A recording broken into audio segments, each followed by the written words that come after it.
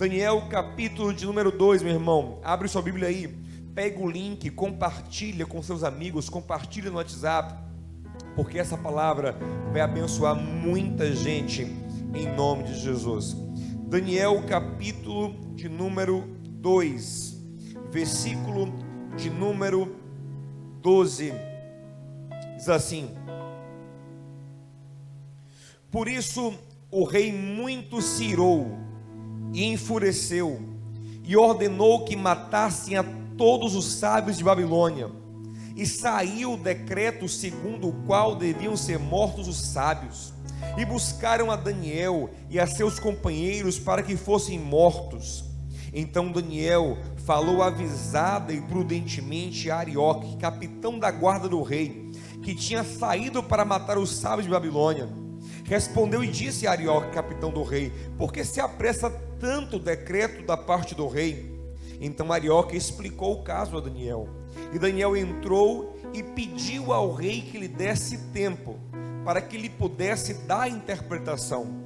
Então Daniel foi para a sua casa e fez saber o caso a Ananias, Misael e Azarias, seus companheiros, para que pedissem misericórdia ao Deus dos céus sobre esse mistério, a fim de que Daniel e seus companheiros não perecessem junto com o restante dos sábios da Babilônia.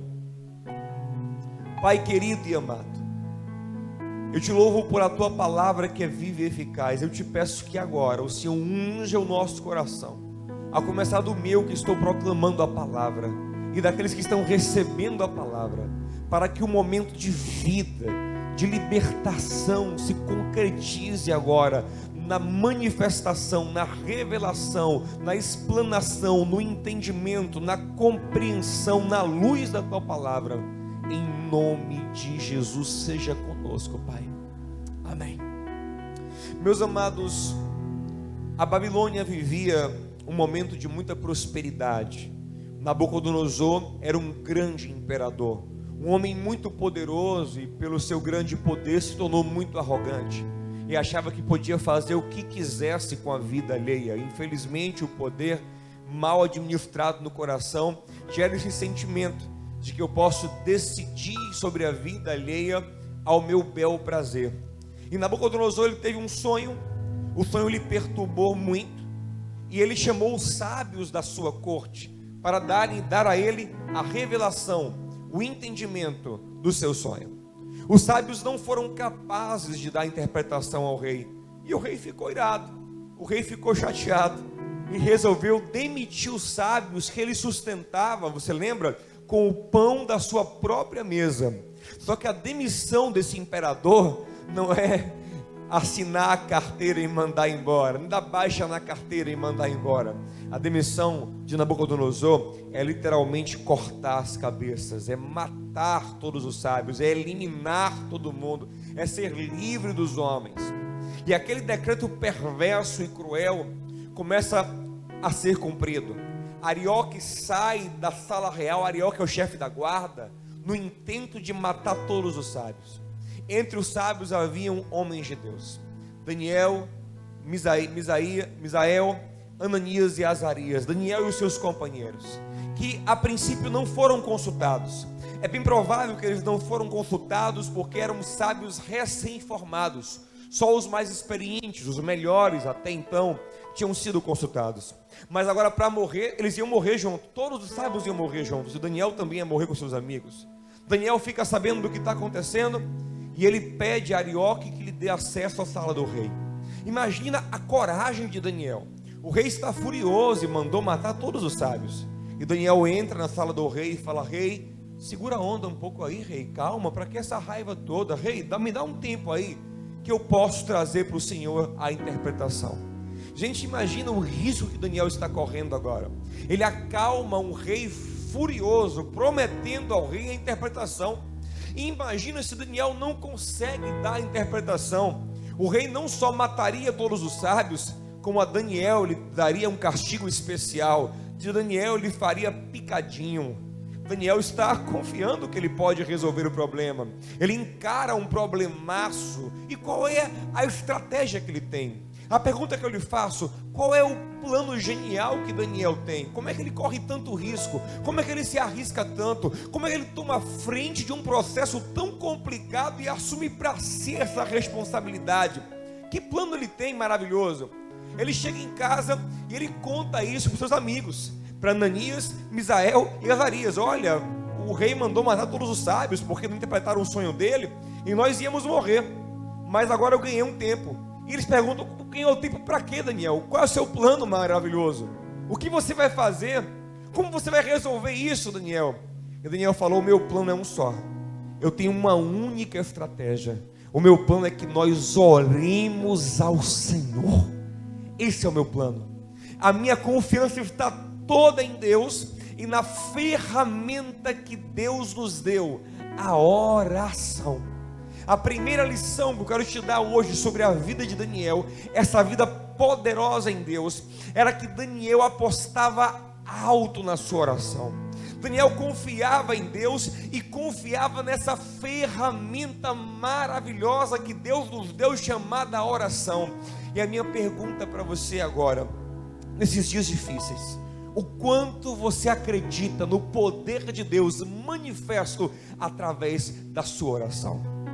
Em Tiago diz que a oração do justo, ela pode muito, ela é poderosa, ela é muito eficaz em todos os seus efeitos. Eu gosto da teoria administrativa que diferencia eficácia de eficiência, de uma maneira bem simplista, não mergulhando nas teorias porque elas são profundas, são conceitos profundos, mas eficiência de uma forma bem simples é a característica de ser pronto, de ser célere, de dar uma resposta rápida, de ser proativo. Isso é eficiência. Mas a eficiência nem sempre resolve o problema. Eu posso ser proativo, ser pronto para responder, ser célere na minha resposta, na minha reação, mas não conseguir atingir o objetivo final. Agora, quem atinge o objetivo final, esse é o eficaz. Ele resolve o problema. Nem sempre o eficaz é eficiente. Nem sempre aquilo que é eficaz é de pronto, acontece logo, é de imediato. Às vezes é moroso, é demorado, mas ele é eficaz. Ele se levanta e ele resolve. A palavra de Deus diz que a oração do justo, ela não é eficiente, porque ela nem sempre é célere. Lá em Lucas capítulo 18 diz que quando nós perseverarmos em oração, teremos muitas vezes a sensação de que Deus parece demorar, mas Jesus diz: perseverem, porque o Pai está ouvindo, e na hora certa, quando a sua fé for confirmada, Ele vai agir.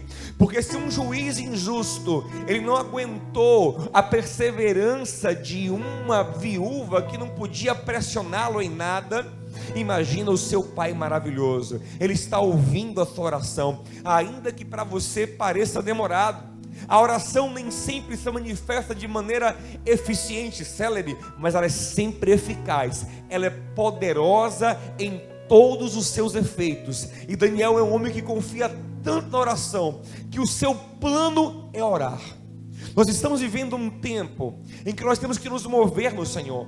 Nós temos que fazer muitas coisas, sim. Há muito o que fazer. Mas vou lhe falar uma coisa: não há nada mais importante do que orar. Quando nós oramos, nos alinhamos com o Eterno. Quando nós oramos, nos colocamos como ferramentas dele. O coração dele é derramado sobre o nosso. A nossa mente vai se alinhando com a mente dele. E nós participamos dos feitos de Deus através da oração. Não tem um grande homem de Deus na Bíblia, não tem um que não fosse um grande homem de oração. Todos eles investiam alto em oração. Eles sabiam que a oração deles mudavam as coisas. Moisés ia guerrear com o povo de Israel, ele ia, mas ele ia guerrear orando. Ele sabia que ele não tinha habilidades mais de batalha, ele já era idoso, então ele subia no monte e ele levantava a mão, e de maneira impressionante, enquanto as mãos de Moisés estavam levantadas orando pelo povo, Israel prevalecia. Quando as mãos dele se abaixavam, Israel começava a perder. Eram os mesmos guerreiros lá embaixo, com as mesmas habilidades, com as mesmas armas, as mesmas técnicas. O que mudava radicalmente o cenário era a intercessão daquele homem de Deus. a sua oração muda o cenário. Mas o quanto você acredita nisso? Porque a oração da fé é que levanta, é a oração feita com fé. Cristo fala o seguinte: se você pedir a Deus sem duvidar, tudo o que você pedir vai acontecer. É lógico que esse pedido tem que estar alinhado com o próprio Deus. Esse pedido tem que estar alinhado com a palavra e com o Espírito de Deus. Pedis e não recebeis, porque pedis mal, para gastar com vocês mesmos, com vossos próprios prazeres. Mas se você pedir bem, alinhado com o Espírito, você recebe. João disse: nós temos essa confiança de que tudo que nós pedimos, nós receberemos, porque pedimos segundo a sua vontade. O Senhor disse em João 15: se vocês estiverem em mim, e as minhas palavras estiverem em vós, pedirei tudo o que quiseres, e vos será feito. Meu irmão, não seja tímido, creia, se mova em oração. A sua maior estratégia, a nossa maior estratégia nesse tempo é orar. Não tem nada melhor que nós possamos fazer. Temos que socorrer os carentes, sim.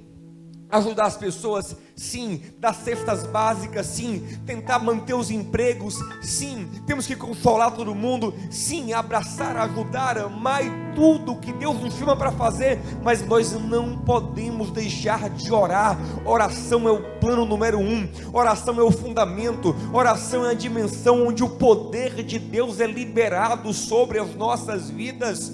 Agora, uma coisa interessante. O texto fala que a oração do justo pode muito. Você pode pensar assim: mas pastor, Daniel era um homem justo, por isso que ele confiava tanto na oração dele. Eu não sou tão justo assim. E você está certo. A oração ela varia de acordo com a justiça, de acordo com a moral que esse homem que ora tem. Certamente isso é bíblico. Jeremias capítulo 15 versículo 1, Deus está rejeitando a oração de Jeremias, e fala para ele assim: Jeremias, se você estivesse aqui na minha frente Moisés e Samuel orando, eu não ouviria. Quanto mais você, Jeremias. É tipo isso: Jeremias, você está aquém de Moisés e Samuel. Eu não ouviria nem eles dois juntos. Eu não ouviria agora para perdoar o povo como você quer que eu perdoe, para liberar o povo do cativeiro. Eu não ouviria. Eu traria o cativeiro mesmo assim. Aí você pergunta: pastor, se Jeremias, aquele santo homem de Deus que morreu martirizado pela causa do reino de Deus, não era ouvido, como é que eu vou ser ouvido? Eu tenho uma boa notícia para te dar: se você fosse orar no seu próprio nome, você nunca seria ouvido. Você não tem dignidade nenhuma. João capítulo 9 diz que Deus não ouve pecadores, e infelizmente nós ainda cometemos muitos pecados, mas graças a Deus que um novo e vivo caminho se abriu pelo sangue de Jesus, e nós não entramos na presença do Pai em nosso próprio nome, nós vamos no nome dele. Tudo que pedires ao Pai em meu nome será feito.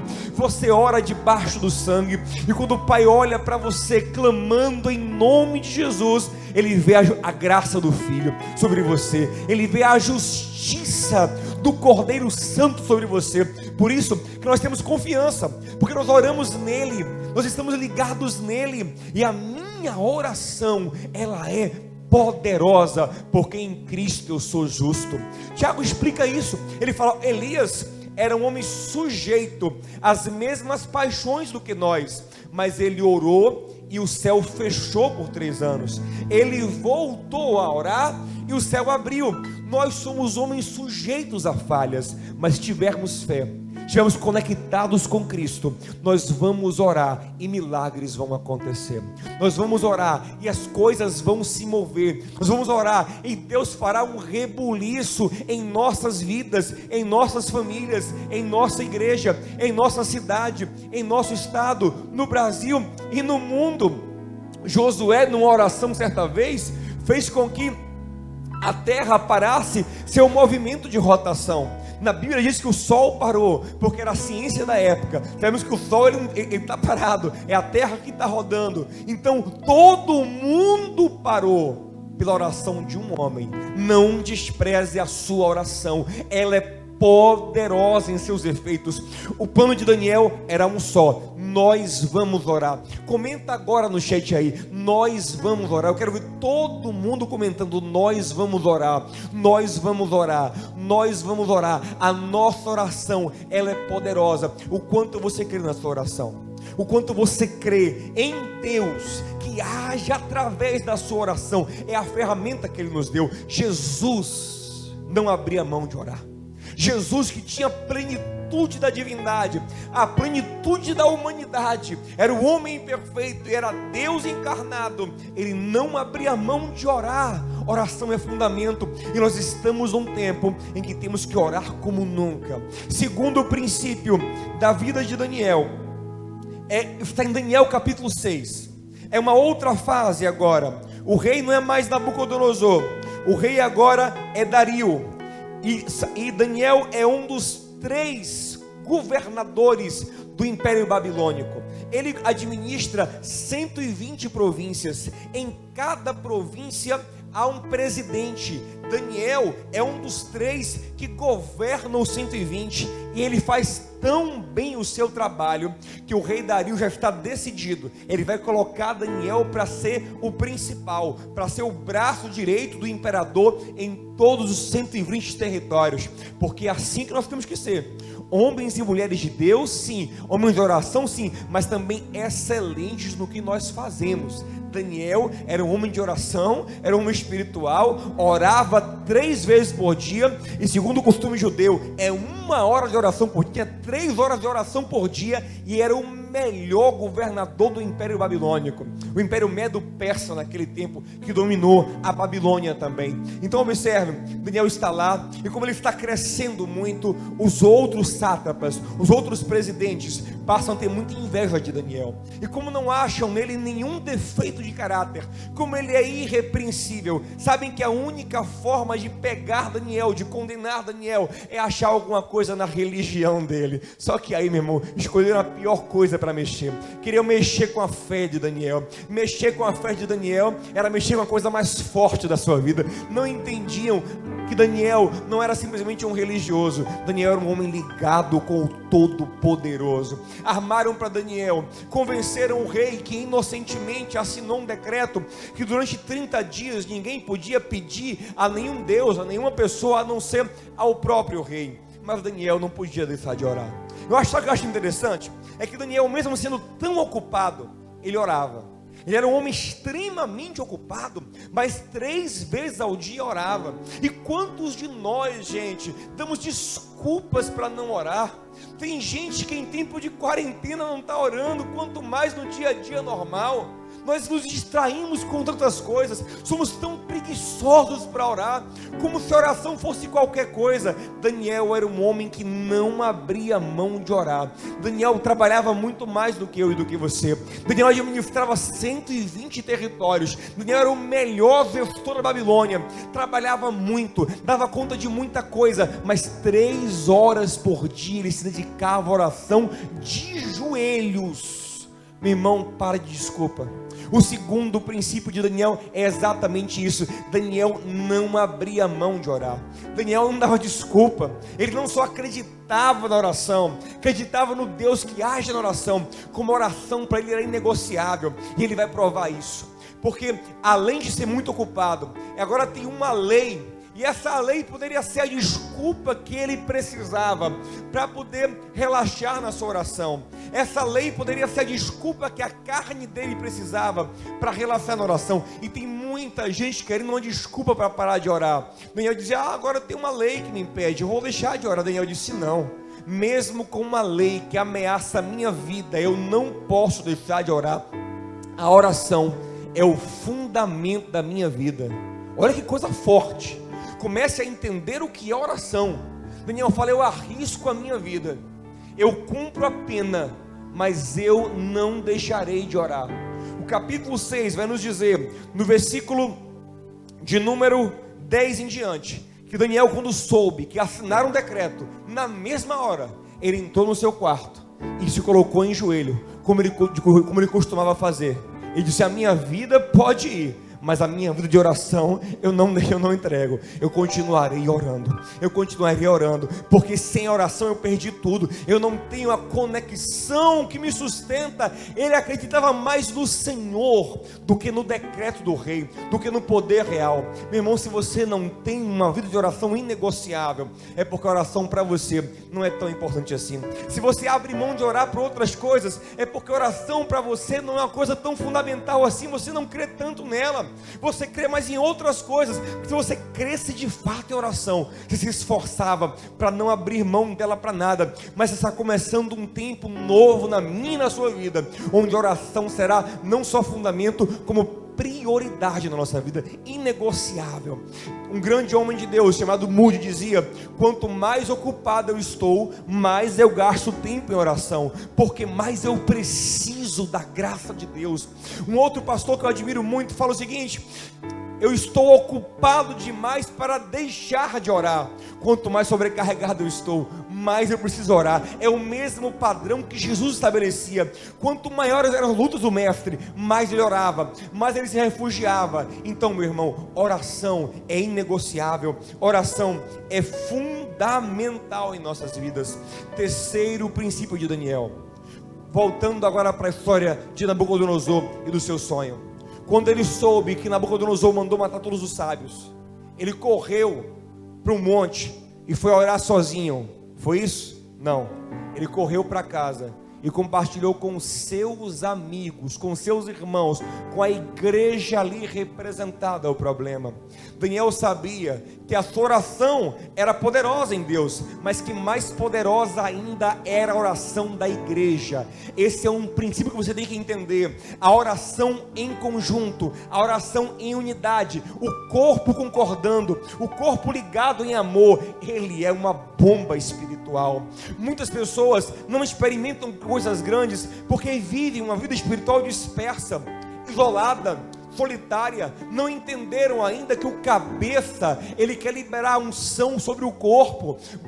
Quão bom e quão suave é que os irmãos vivem em união. Qual é a ilustração? É como um sacerdote que recebe óleo na cabeça e esse óleo escorre pelo corpo. É Jesus, ele é o ungido de Deus que recebeu o óleo, ele é o cabeça. E se nós estamos juntinhos uns aos outros e juntinhos com ele, esse óleo, essa unção, esse poder escorre pelo corpo. Meus irmãos, quantos milagres nós nessa igreja temos vivido.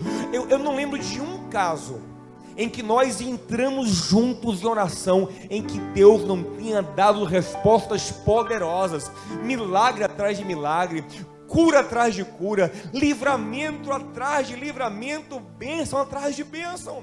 E a minha pergunta é: você ora com seus irmãos? Você se une? Você vai ter hoje essa oportunidade.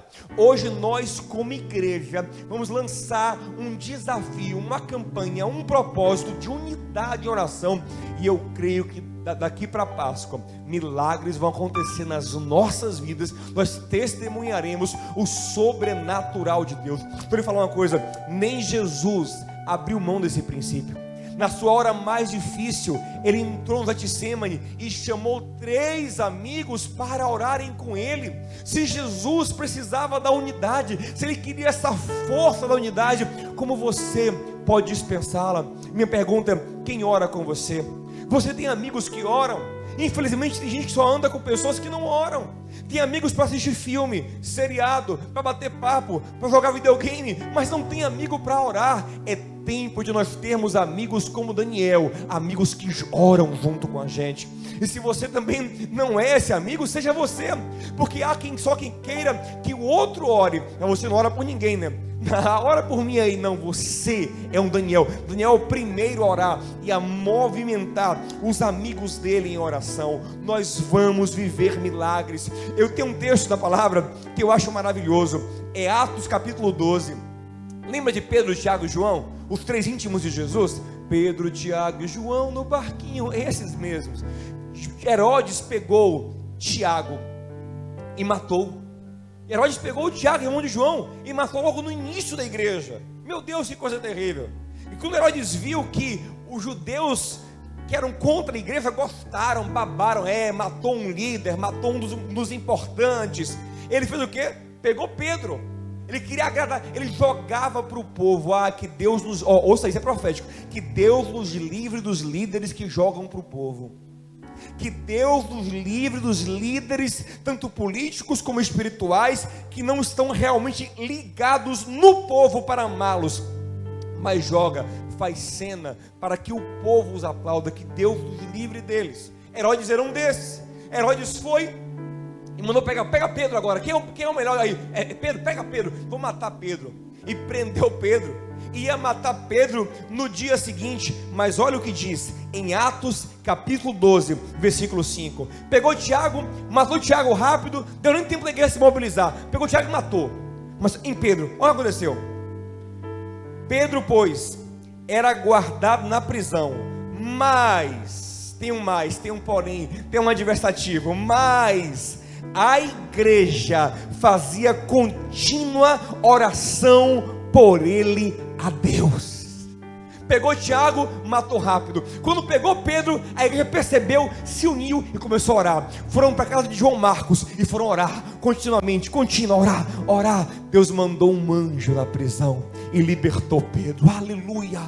Nós precisamos nos unir em oração. Nós temos que andar em unidade. Quando Esther tinha que entrar na sala do rei Assuero, ela disse: tá bom, então eu vou orar. E só, não, ela convocou todos os judeus da Pérsia para jejuarem, e ali está implícito também orar junto com ela, para que o coração do rei se abrisse, para que Deus movesse todas as coisas.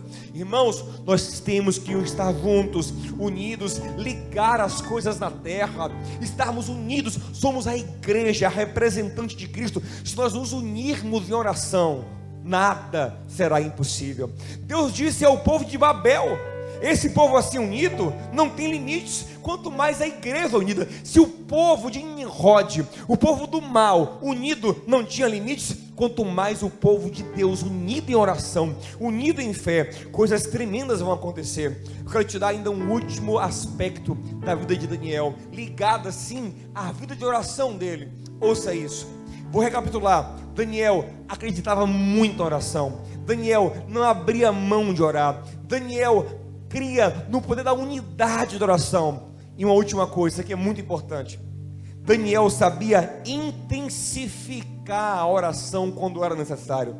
Daniel costumava receber respostas rápidas de Deus, mas capítulo 9, capítulo 10 nos mostra um tempo em que Daniel começou a orar e não vinha resposta, e não vinha nada, e Deus não falava com ele. O que ele fez? Desistiu? Como muitos fazem. Pastor, tentei orar, comecei a orar, nada aconteceu, desanimei, fui assistir um seriado.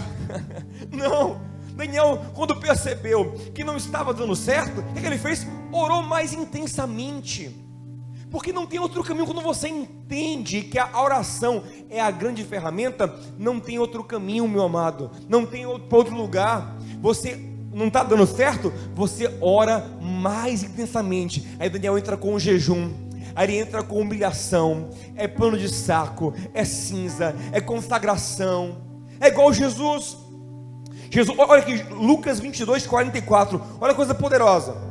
Diz assim: estando ele em agonia, ou seja, ficando ele em maior agonia, orava mais intensamente, até que o seu suor se tornou em gotas de sangue. Quando Jesus se viu mais, ele já estava orando, e estando orando, em vez de receber paz, Elias, ele ficou mais agoniado. Ele: peraí, vou parar de orar, então minha oração está dando. Não, ele sabia que a oração era o único caminho. Em vez de parar de orar, o texto fala que ele começou a orar mais intensamente, a ponto de suar gotas de sangue, até que o consolo veio, até que o anjo do céu veio consolar Jesus. A mesma coisa fez Daniel. Ele orou e começou a jejuar e aprofundar a oração, 21 dias até que Gabriel apareceu e disse: Daniel, desde o primeiro dia que você começou a orar, Deus mandou a resposta, mas teve uns bloqueios no caminho. Mas é como quem fala assim: que bom que você perseverou, porque aqui estou eu para te consolar, te fortalecer, te revelar coisas importantes. Meus irmãos, ouçam uma coisa: nós estamos num tempo de crentes que não jejuam. crentes que são tímidos de oração, que não se consagram, crentes que não sabem mais do que passar horas orando, crentes que não choram na presença de Deus, que não se rasgam, não se quebrantam, não sabem orar mais intensamente, não sabem aprofundar a oração. Oração e súplica, oração e quebrantamento, oração e lágrimas. Hebreus 5 diz que Jesus oferecia a Deus orações com lágrimas. Jesus orava com lágrimas. O Espírito Santo, quando ele percebe que nós não estamos orando como convém, e isso é muito constante, o que ele faz? Ele clama por nós como? Com gemidos, de uma maneira profunda, gemidos que não dá nem para expressar, são inexprimíveis, são indizíveis. Meus amados, intensifique a sua oração. Se você já orava, ore mais. Se jejuava, jejue de maneira mais profunda. Agora, lógico, eu vou dar daqui a pouquinho um conselho sobre jejum e esse tempo especial, mas você tem que aprofundar a sua consagração, aprofundar a sua oração. Então aqui ficam 4 princípios poderosos para esse tempo. Primeiro, irmão, a oração é o seu melhor plano. Aposte alto nessa ferramenta, porque Deus nos deu essa ferramenta, ela é a mais poderosa que existe na terra. Segundo, não abra mão dela por nada, nem por trabalho, nem por ócio, nem por coisa alguma, nem por ameaças, nada, que nem a cova dos leões tire você da oração. Terceiro, lembre que a sua oração ela é poderosa, mas a sua oração feita com a igreja, com seus irmãos, ela vai ao quadrado, ela vai ao triplo, ela vai ao cubo, ela se multiplica muitas vezes, ela cresce muito para a glória do Senhor. E última coisa, aprofunde a sua oração, intensifique. Não está vendo o resultado? Ore mais, jejue, chore, se rasgue, aprofunde. Deus quer mais de você, Deus quer mais dessa terra no seu coração, Deus quer tomar toda a sua mente para te fazer um canal vivo na terra. Daniel orou tanto que ele se tornou um instrumento poderoso para profetizar o cativeiro, profetizar os dias do fim, para consolar, para trazer instrução, para trazer luz, para abreviar dores. E assim será em nossas vidas. Estaremos tão profundamente conectados que o mundo vai ser abençoado, vai ser tocado com misericórdia por causa do nosso posicionamento. O Senhor falou em Ezequiel: eu procurei um na brecha para poupar toda a cidade, mas Deus vai achar aqui em Salvador vários na brecha. No Brasil, que está assistindo a gente aqui, vários, porque hoje a gente vai se posicionar como homens e mulheres que acreditam nesse Deus. A oração em si não é poderosa, quem é poderoso é Deus, mas essa ferramenta que Ele nos deu é muito eficaz, e nós não vamos abrir mão dela. Vamos ser homens e mulheres de oração, e nessa oração vamos mover os céus e a terra, em nome de Jesus. Saudade de mandar você ficar em pé para orar agora. Mas como você está agora no seu cantinho, aí, se conecte comigo para a gente orar junto. Vamos fazer uma primeira oração. Essa primeira oração é para que você avive a sua vida de oração, é para que essa palavra entre no seu coração. Depois a gente vai fazer uma oração no final, que é um clamor de proteção, um clamor por misericórdia, um clamor para que o Senhor nos ajude nesse tempo difícil. Eu vou explicar, antes de acabar o culto ainda, eu vou explicar o nosso propósito, que vai ser feito a partir de hoje, até o dia 12 de abril, até o domingo de Páscoa. Se concentra agora. Pai querido e amado, eu te peço que em nome de Jesus, o teu Espírito traga aplicações profundas para essa palavra. Aquilo que eu não sou capaz de dizer, fala em cada coração. Convence o homem, convence a mulher, como só o Senhor é capaz. Meu Deus, nós não queremos passar nessa geração como crentes fracos, medíocres, tímidos, insossos, que não movem nada. Meu Deus, não, nós queremos ser como os heróis da fé. Nós queremos ser como aqueles homens e mulheres que mudaram a história em várias gerações, porque tinham uma vida de oração profunda com o Senhor. Pai, Tu és o mesmo, Dos tempos de Daniel até aqui tu és o mesmo. Nós talvez não sejamos tão santos como Daniel foi, mas nós estamos ligados a ti através de um que é mais santo do que Daniel. Estamos ligados a ti através daquele que na cruz perdoou os nossos pecados, pagou o preço do nosso pecado e nos deu acesso a ti com confiança. Por isso chegamos com ousadia diante de ti, Altíssimo, porque vamos no nome de Jesus. Pai, aviva a nossa vida de oração. Pai, coloca esse homem de Deus de novo de joelhos, coloca essa mulher de Deus de joelhos, para que nós voltemos a ter experiências tremendas, Senhor, como Daniel teve na cova dos leões, que nós agora temos uma experiência tremenda, Senhor, com a nossa comunhão contigo através da oração. Eu te peço, Pai, toque em cada vida que está assistindo agora, e levanta ele, e coloca ele de joelhos. Levanta ele espiritualmente e coloca ele de joelhos. Levanta ela espiritualmente e coloca ela de joelhos, Pai, quebrantado, confiante em ti.